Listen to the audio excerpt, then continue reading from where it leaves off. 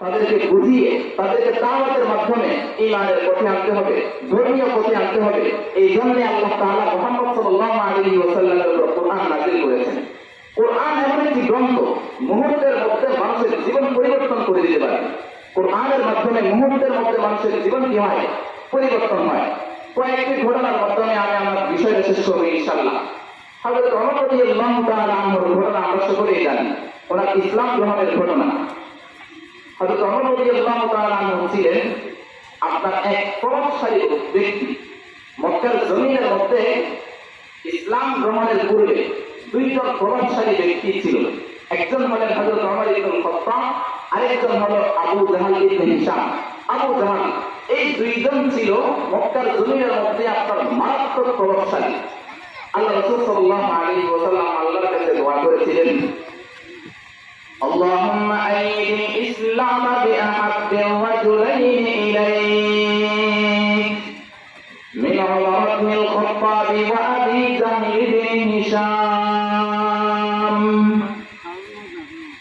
আল্লাহ পুরা মক্কার জমিনের মধ্যে দুইজন প্রভাবশালী ব্যক্তি আছে, একজন হলেন হযরত ওমর ইবনুল খাত্তাব, আরেকজন হলো আবু জাহল ইবনে হিশাম। এই দুইজনের যে কোন একজনের ইসলাম গ্রহণের মাধ্যমে আপনি ইসলামকে, দ্বীনকে আপনি শক্তিশালী করেন, আপনি দ্বীনকে কি করেন? শক্তিশালী করেন। আয় আল্লাহ, এই দুইজনের যে কোন একজনকে আপনি আয় আল্লাহ ইসলাম গ্রহণের তৌফিক দান করেন। আল্লাহ তাআলা আবু জাহলের শানে রাসূলের দোয়া কবুল করেননি, হযরত ওমর ইবনুল খাত্তাব রাদিয়াল্লাহু তাআলা আনহুর শানে আল্লাহ তাআলা দোয়া কবুল করেছেন। হযরত ওমর রাদিয়াল্লাহু তাআলা আনহু পঞ্চম হিজরির শেষে আপনার নবুয়তের পঞ্চম বৎসর অথবা ষষ্ঠ বৎসর হযরত ওমর রাদিয়াল্লাহু তাআলা ইসলাম গ্রহণ করেছেন। ওমর রাদিয়াল্লাহু তাআলা ইসলাম গ্রহণ কিভাবে করলেন? আবু জাহলের পক্ষ থেকে ঘোষণা হলো, যেই ব্যক্তি মুহাম্মাদের মাথা নিয়ে আসতে পারবে তাকে আমি 100টি উট দেব। যে ব্যক্তি মুহাম্মাদের কি নিয়ে আসতে পারবে? মাথা নিয়ে আসতে পারবে, মানে মুহাম্মদকে যে ব্যক্তি কতল করে দিতে পারবে, নাউযুবিল্লাহ, তাকে আমি 100টি উট আপনার কি করব? গিফট করব। তৎকালীন সময়ে 100টি উট মানে হলো বর্তমান সময়ে আপনার 100টি মার্সিডিজ গাড়ির চেয়ে আরো বেশি মূল্যবান। মানে বর্তমান সময়ে যদি সেটা আমরা বুঝতে চাই, তাহলে 100টি মার্সিডিজ গাড়ি তাকে আপনার কি করা হবে? গিফট করা হবে।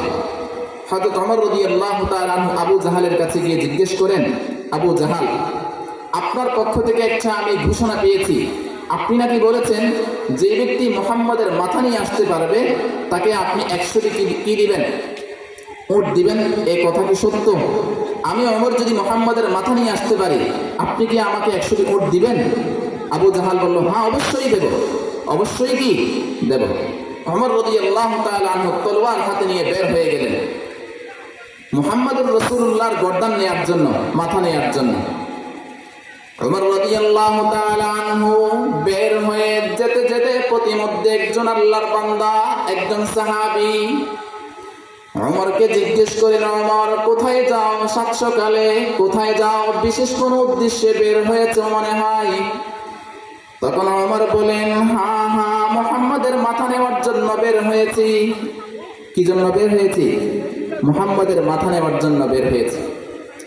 তখন ওই সাহাবী বলেন, ওমর তুমি সাহাবীকে বলেন, সাহাবী ইসলাম গ্রহণ করেছিলেন সেটা গোপন করেছিলেন, সেটা প্রকাশ করেননি। ওমর ওই সাহাবী গেছিস বদ্দিন মানে হলো, মানে মনে হচ্ছে তুই ইসলাম গ্রহণ করছিস, না হয় তুই এই ধরনের কথা কেন আমাকে বলছিস? তুই তো আমাকে একটু উৎসাহ দিবি, হ্যাঁ মুহাম্মাদের মাথা নিয়ে আসো, এই কথা বলবি, উল্টা বলিস, তুই আমাকে ভয় দেখাস কেন? মনে হয় তুইও কি হয়ে গেছিস? বলতেই ওই সাহাবী ভাবছেন হয়তো ওমর এখন আমার উপর ঝাঁপিয়ে পড়বে। ওমর রাদিয়াল্লাহু তাআলা আনহুকে ওই সাহাবী বলেন, আচ্ছা ওমর, মুহাম্মাদের মাথা নিবা, এটা একটু রাখো, কিন্তু তুমি কি তোমার পরিবার পরিজনের খবর নিয়েছো? আমি তার ভগ্নিপতিও মুসলমান হয়ে গেছে, মুহাম্মাদের ধর্ম গ্রহণ করেছে। তোমার বোন আর ভগ্নিপতিও কি করেছে? মুহাম্মাদের ধর্ম গ্রহণ করেছে। আমি তো এই সংবাদ পেয়েছি। এই কথা বলার সাথে সাথে ওমর রাদিয়াল্লাহু তাআলা আনহু কঠিনভাবে ক্ষিপ্ত হয়ে গেলেন, রাগান্বিত হয়ে গেলেন। কি ব্যাপার? আমি ওমর বেঁচে থাকতে আমি ওমরকে না বলে আমার বোন আর ভগ্নিপতি ইসলাম গ্রহণ করেছে, মুহাম্মাদের ধর্ম অবলম্বন করেছে। রাগান্বিত অবস্থায় ফিরে গেলেন বাসায়, রসুলের কাছে না গিয়ে মুহাম্মদ আরবির কাছে না গিয়ে ফিরে গেলেন বাসায়। বাসায় ঢোকার পূর্বে দেখেন ভিতরে কে যেন বোন আর ভগ্নিপতিকে কি জানি পড়াচ্ছিল। বোন আর ভগ্নিপতিকে কে যেন কি জানি পড়াচ্ছিল। মূলত ওই ঘরের মধ্যে হযরত ওমর রাদিয়াল্লাহু তাআলা আনহুর বোন নাম ছিল ফাতেমা আর ভগ্নিপতির নাম ছিল সাঈদ ইবনে যায়েদ। এই দুইজনকে রাসূলের আরেকজন সাহাবী তার নাম ছিল খাব্বাব ইবনুল আরাত, তিনি তাদেরকে কোরআন পড়াচ্ছিলেন। তিনি তাদেরকে কি পড়াচ্ছিলেন? কোরআন পড়াচ্ছিলেন। ওমর রাদিয়াল্লাহু তাআলা আনহু বাইরে থেকে শুনলেন, আমি উস্তাদ, আমাদের যিনি কি উস্তাদ হযরত খাব্বাব ইবনুল আরাতকে তো ওমর এখন মারধর করবে, আমরা তাকে আপনার কোন একটা আড়ালে নিয়ে যাই। তাকে তার আড়াল করে ফেললেন। উস্তাদের মহব্বত। মুহতারাম হাজিরিন, আমরা এখানে হয়তো অনেক অভিভাবক বৃন্দ আমরা এখানে এসেছি।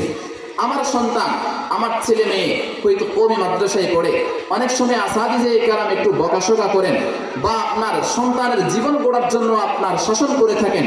আমরা কোনো অবস্থাতেই কোনো সময় ইনশাআল্লাহ রাগান্বিত হব না, বরং আমি ভাববো আমার সন্তানের জীবন সুন্দর করার জন্য, আমার সন্তানের জীবন গড়ার জন্য আমার সন্তানকে শাসন করেছে, এই জন্য তো আল্লাহর কাছে শুকরিয়া আদায় করা দরকার। কিন্তু অনেক সময় আমরা না বুঝে, আমরা আপনার বিবেক দিয়ে চিন্তা না করে আবেগের বশবর্তী হয়ে আমরা উস্তাদের উপর রাগান্বিত হয়, প্রতিষ্ঠানের উপর রাগান্বিত হয়, প্রতিষ্ঠান থেকে আমরা সন্তানকে সরাই ফেলি। এটা আমার জন্য কল্যাণ বয়ে আনবে না, বরং আমার জন্য এটা ক্ষতি বয়ে আনবে। আমরা ইনশাআল্লাহ এই আচরণ কেউ কোনো সময় করব না। কি বলেন ইনশাআল্লাহ? আল্লাহ আমাদের সবাইকে তৌফিক দান করুক। যাই হোক, ওমর রাদিয়াল্লাহু তাআলা ঢোকা মাত্রই উস্তাদকে আড়ালে নিয়ে গেলেন। ওমর রাদিয়াল্লাহু তাআলা আনহু ঢুকে বোনকে জিজ্ঞেস করেন, বোন, আমি শুনেছি তোমরা নাকি মুহাম্মাদের ধর্ম গ্রহণ করেছো। এই কথা বলে ওমর রাদিয়াল্লাহু তাআলা আনহু বোন আর ভগ্নিপতিকে কঠিনভাবে প্রহার শুরু করেছেন, রক্তাক্ত করেছেন। দীর্ঘকাল, হে আমার ভাই ওমর, আপনি আমাকে মারেন, কোনো সমস্যা নেই, কিন্তু আমার স্বামী সাঈদ ইবনে যায়েদকে আপনি কোনোভাবে প্রহার করবেন না। তাকে মারার, তাকে প্রহার করার আপনি ওমরের কোনো অধিকার নেই। আমি বোনকে মারার আপনার অধিকার থাকতে পারে, আমাকে প্রহার করতে পারেন আপনি। কিন্তু ওমর রাদিয়াল্লাহু তাআলা আনহু কথা শুনেন না, কঠিনভাবে মারধর করতেছিলেন। দীর্ঘক্ষণ মারার পরে মারধর করতে পারবেন, কিন্তু যে ধর্ম গ্রহণ করেছি মুহাম্মাদের ধর্ম, যে ঈমান আমাদের অন্তরে ঢুকেছে, এই ঈমানকে আপনি জীবনেও বের করতে পারবেন না। এই ঈমানকে জীবনেও কি করতে পারবেন না? বের করতে পারবেন না। রক্তাক্ত করতে পারবেন, জান বের করে ফেলতে পারবেন, কিন্তু ঈমান বের করা আপনার পক্ষে সম্ভব নয়। ওমর রাদিয়াল্লাহু আনহু এই কথা শুনে প্রভাবিত হলেন। কি ব্যাপার? কোন ধরনের ধর্ম? এত মারলাম, এরপরেও তারা আপনার নত স্বীকার হয় না, নত হয় না, বরং উল্টো আমাকে কঠিনভাবে জবাব দেয়, আপনার উত্তর দেয়। ব্যাপার কি? ওমর রাদিয়াল্লাহু তাআলা আনহুর মাঝে পরিবর্তন শুরু হলো। ওমর রাদিয়াল্লাহু তাআলা আনহু এবার বোনকে বলেন, আচ্ছা, আমি যখন তোমার বাসায় আসছিলাম, তোমরা জানি কি একটা পড়তেছিলা, এটা কি জিনিস? আমাকে একটু পড়ে শোনাও তো। পরিবর্তন শুরু হচ্ছে ওমরের মাঝে, একটু আমাকে একটু পড়ে শোনাও তো। এই কথা বলার সাথে সাথে বোন বলেন, হে আমার ভাই ওমর, যেই গ্রন্থ আমরা পড়ছিলাম এটা তো সেই গ্রন্থ, যে গ্রন্থ আল্লাহর পক্ষ থেকে মুহাম্মদ আরবির উপর নাযিল করা হয়েছে। এই গ্রন্থ ধরতে হলে, পড়তে হলে পবিত্র হতে হয়। আপনার শরীর তো পবিত্র, আপনি অপবিত্র শরীরে পড়তেও পারবেন না, শুনতেও পারবেন না। পড়তেও পারবেন না, শুনতেও পারবেন না। আপনাকে পবিত্রতা অর্জন করতে হবে। ওমর রাদিয়াল্লাহু আনহু বলেন, ঠিক আছে, আমি পবিত্রতা অর্জন করি। পবিত্রতা অর্জন করে আসলেন। ইত্যা বছরে তাদের যিনি উস্তাদ হযরত খাব্বাব ইবনুল আরাত, তিনি আড়াল থেকে বের হয়ে আসলেন। তিনি যখন উপস্থিত, হযরত ওমর রাদিয়াল্লাহু তাআলা আনহুর সামনে এইভাবে একটা পাঠচা, একটা খাতা দেয়া হলো, যেটার মধ্যে কোরআন লিখিত ছিল। সেটা তিনি দেখে তিনি এবার পড়া শুরু করলেন। কোরআন মাজিদের সূরা তাহা এটা পড়তে শুরু করলেন। তারা তো আরবি জানতেন, তারা আরবি বুঝতেন, পড়তেছেন, আর ওমরের চোখ দিয়ে পানি বের হচ্ছে। সূরা তাহার শুরু থেকে পড়ে পড়ে যাচ্ছেন, তাহা মা আনজালনা আলাইকাল কুরআনা লিতাশকা ইল্লা তাযকিরাতাল লিমান ইয়াখশা। পড়তে পড়তে দ্বিতীয় পৃষ্ঠায় আসলো আল্লাহু লা ইলাহা ইল্লাহু। এই পর্যন্ত আসার পরে ইন্নানি আল্লাহ লা ইলাহা ইল্লাহু এই পর্যন্ত আসার পরে আমাদের মাঝে ভিন্ন পরিবর্তন শুরু হয়ে গেল। ওনারা তো অর্থ বুঝতেন, আমি এক আল্লাহ, আমি আল্লাহর সাথে কোনো শরীক নেই, আমি আল্লাহ ছাড়া কোনো মাবুদ নেই। এই কথা এই আয়াত পর্যন্ত আসার পরে আমাদের মাঝে ভিন্ন পরিবর্তন শুরু হয়ে গেল। ওমর এইবার বোনকে বলেন, বোন আমাকে একটু মুহাম্মদের কাছে নিয়ে যাও। যেই ধর্ম তোমরা গ্রহণ করেছো আমিও সেই ধর্ম গ্রহণ করতে চাই। যেই ধর্ম তোমরা কি করেছো? গ্রহণ করেছো। আমি ওমরও সেই ধর্ম কি করতে চাই? গ্রহণ করতে চাই। বের হয়েছিলেন ওমর কি জন্য? কি নিয়ে বের হয়েছিলেন? তলোয়ার নিয়ে, তরবারি নিয়ে। কার মাথা নেওয়ার জন্য? মুহাম্মাদের মাথা নেওয়ার জন্য। আর এখন যাচ্ছেন কি জন্য? ইসলাম ধর্ম গ্রহণ করার জন্য। বোনকে বললেন, বোন মুহাম্মাদের কাছে আমাকে একটু নিয়ে যাও। ওমর রাদিয়াল্লাহু তাআলা আনহুকে নিয়ে বোন আর ভগ্নিপতি খাব্বাব ইবনুল আরাদ বের হয়ে গেলেন রাসূলের দরবারে যাওয়ার জন্য। রাসূল আর কিছু সাহাবায়ে কেরাম দাওয়ার সংসদ ছিল, একটা মাজলিস রুম ছিল যেখানে সাহাবায়ে কেরাম বসে পরামর্শ করতেন। সেখানে সাহাবায়ে কেরাম রাসূলের সাথে বিভিন্ন পরামর্শ করছিলেন। সাহাবায়ে কেরাম বসে বিভিন্ন পরামর্শ করছিলেন। ওমর রাদিয়াল্লাহু তাআলা আনহু সেখানে পৌঁছার পরে বাহির থেকে আপনার এইভাবে টোকা দিলেন। টোকা দেওয়ার পরে তৎকালীন সময়ে তো আর আমাদের এইভাবে টাইলস, এত আপনার আধুনিক কোনো দরজা ছিল না। ভিতর থেকে আপনার বাইরে দেখা যেত, বাইরে থেকে ভিতরে কি যেত দেখা যেত। ভিতর থেকে আপনার কোন একজন সাহাবী দেখলেন যে কে, দেখেন যে ওমর তলোয়ার হাতে। সবাই আপনার ভয়ে আপনার ভীত সন্ত্রস্ত, ইন্না লিল্লাহ। ওমর তো আপনার তরবারি নিয়ে কি উপস্থিত। হযরত হামজা রাদিয়াল্লাহু তাআলা আনহু রাসূলের চাচা বলেন, দরজা খুলে দাও। ওমরও যদি সৎ উদ্দেশ্যে আসে তাহলে তাকে আপনার এখানে ঢুকতে দেওয়া হবে। যদি সে অসৎ উদ্দেশ্যে আসে তাহলে আমরা সকলেই মিলে ওমরের মাথা কি দেব? উড়িয়ে দেব।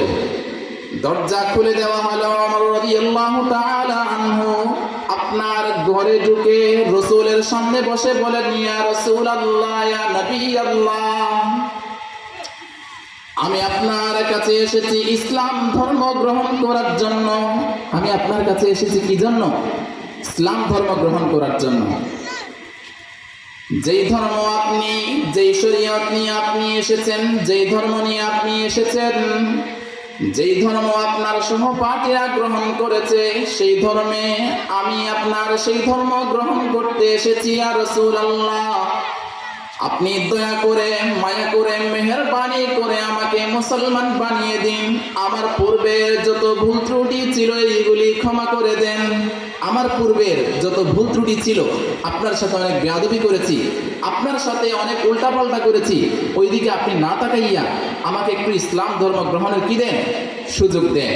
ইসলাম ধর্ম গ্রহণ করলেন হযরত ওমর রাদিয়াল্লাহু তাআলা আনহু। ওমর রাদিয়াল্লাহু তাআলা আনহুর মাঝে যে মুহূর্তের মধ্যে পরিবর্তন আসলো, কিসের কারণে?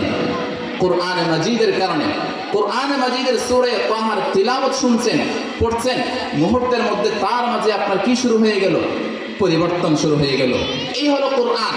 মুহূর্তের মধ্যে আপনার কোরআন মানুষের জীবন কি করে দিতে পারে? পরিবর্তন করে দিতে পারে।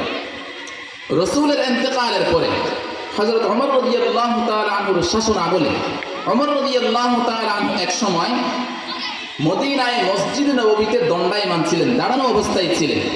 মদিনার মসজিদে নববীতে, মদিনার যে মসজিদ, সেখানে ওমর রাদিয়াল্লাহু তাআলা আনহু দণ্ডায়মান ছিলেন। ওমর রাদিয়াল্লাহু আনহুর দাঁড়ানো অবস্থায় এক ইহুদি, তিনি আপনার রোমের একজন ব্যবসায়ী ছিলেন, রোম দেশের তিনি একজন ব্যবসায়ী ছিলেন, তিনি ইহুদি ছিলেন। তিনি ওমর রাদিয়াল্লাহু তাআলা আনহুর কাছে এসে ওমরকে বলেন, ওমর, আমাকে একটু ইসলাম ধর্ম গ্রহণ করিয়ে দেন, আমি ইসলাম ধর্ম গ্রহণ করতে চাই। তাফসীর কুরতুবীর মধ্যে এই ঘটনাটি এসেছে, আমি ইসলাম ধর্ম গ্রহণ করতে চাই। ওমর রাদিয়াল্লাহু আনহু বলেন, হঠাৎ করে আপনি ইসলাম ধর্ম গ্রহণ করবেন, ব্যাপার কি? কেন, কি কারণে আপনি ইসলাম ধর্মে আপনি দীক্ষিত হচ্ছেন কেন? তখন ওই আল্লাহর বান্দা বলে, ব্যাপার হলো আমাদের দেশে একজন মুসলমান বন্দী হয়েছিল, আমাদের দেশে একজন মুসলমান বন্দী হয়েছিল। এই বন্দী আপনার মুসলমানের কাছে আমি কোরআনের একটি আয়াত শুনতে পেয়েছি। কোরআনের একটি আয়াত কি পেয়েছি? শুনতে পেয়েছি। কোরআনের আয়াতটি কি? তিনি যে কোনো এক সময় পড়ছিলেন, وَمَن يُطِعِ اللَّهَ وَرَسُولَهُ وَيَخْشَ اللَّهَ وَيَتَّقْهِ فَأُولَٰئِكَ هُمُ الْفَائِزُونَ।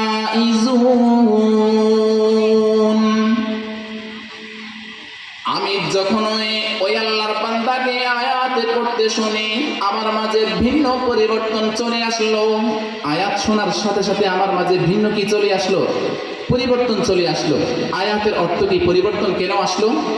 এই আয়াতের মধ্যে বলা হচ্ছে ওয়ামান ইউতিইল্লাহ, যে ব্যক্তি আল্লাহর ইতাআত করবে, আল্লাহর অনুসরণ করবে, ওয়া রাসূলাহু, এবং আল্লাহর রাসূলের অনুসরণ করবে, ওয়া ইয়াখশাল্লাহ, আল্লাহকে ভয় করবে, ওয়া ইয়াত্তাকি, আল্লাহকে ভয় করে তামাম গুনাহ থেকে আপনার বিরত থাকবে, ফাউলাইকা হুমুল ফাইজুন, তারাই সফল।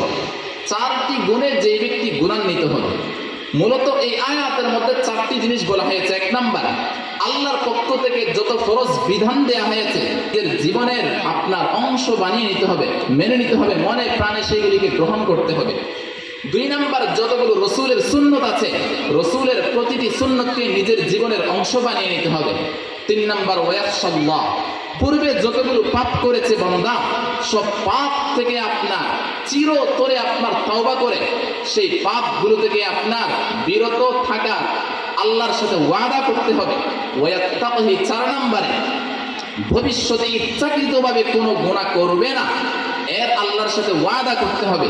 এই চারটা কাজ যেই ব্যক্তি করতে পারবে তারাই সফল। এই আয়াত পড়ার সাথে সাথে আমার মাঝে পরিবর্তন আসলো কেন? তিনি বলেন, আমি তো পূর্বে আসমানি অনেক ধর্ম, অনেক আপনার আসমানি কিতাব আমি পড়েছি, তাওরাত পড়েছি, ইনজিল পড়েছি, জাবুর পড়েছি, সবগুলোই আসমানি কিতাব। এই আসমানি প্রত্যেকটি গ্রন্থ আমি পড়েছি, আমি এই আসমানি গ্রন্থগুলোর কথা শুনেছি, আমি দেখেছি, কিন্তু আমি কোরআনের এই আয়াতের মতো কোনো আপনার বিধান আমি ইনজিলেও পাইনি, তাওরাতেও পাইনি, জাবুরেও পাইনি। কোনো আসমানি গ্রন্থের মধ্যে আমি এইরকম কোনো বিধান পাইনি। এই বিধান আপনার আমি যে গ্রন্থের মধ্যে পেয়েছি, এই গ্রন্থ আপনার যে ব্যক্তির উপর নাজিল করা হয়েছে, যাদের উপর নাজিল আপনার হয়েছে, যেই ধর্মের উপর আপনার নাজিল হয়েছে, নিঃসন্দেহে সেই ধর্মই সত্য ধর্ম, সেই ধর্মই আপনার শ্রেষ্ঠ ধর্ম। আমি এই জন্য কোরআনের এই আয়াত পড়ে আমি ইসলাম ধর্ম কি করলাম? গ্রহণ করলাম। কোরআন এমন একটি গ্রন্থ যেটা মুহূর্তের মধ্যে বান্দার মাঝে কি আনতে পারে? পরিবর্তন আনতে পারে। মুহতারাম হাজিরিন, বলছিলাম কোরআন এমন একটি গ্রন্থ যেটা বান্দার মাঝে মুহূর্তের মধ্যে পরিবর্তন সাধন করতে পারে। কোরআনের সাথে যদি কেউ আপনার সুসম্পর্ক রাখে, কোরআনের সাথে যদি কেউ আপনার ভালো আচরণ করে, কোরআন তার জীবনকে সুখী করবে, সুন্দর করবে। পক্ষান্তরে কোরআনের সাথে যদি কেউ বেয়াদবি করে, কোরআনের যারা ধারক বাহক উলামায়ে কেরাম, তাদের সাথে কেউ যদি আপনার বেয়াদবিমূলক আচরণ করে, কোরআন মুহূর্তের মধ্যে তার জীবনকে ধ্বংস করে দেয়। কোরআন মুহূর্তের মধ্যে তার জীবনকে কি করে দেয়? ধ্বংস করে দেয়। যে হাদিসটি আমি পড়ছিলাম, সেই হাদিসের মধ্যে রাসূল তাই বলেছেন, وقال رسول الله صلى الله عليه وسلم إن الله يرفع بهذا الكتاب أقواما। কোরআন এমন একটি কিতাব, এমন একটি গ্রন্থ, যে গ্রন্থের মাধ্যমে আল্লাহ কতককে মর্যাদাশীল বানান, কতকের মর্যাদা আল্লাহ বুলন্দ করেন, আর ওয়ায়াদাউ বিহি আখারিন। কোরআন এমন একটি গ্রন্থ, যেই গ্রন্থের মাধ্যমে আল্লাহ কতকের মর্যাদা আল্লাহ কমিয়ে দেন, কতককে আল্লাহ লাঞ্ছিত করেন, অপদস্থ করেন, বেইজ্জত করেন, কতককে আল্লাহ ধ্বংস করে দেন।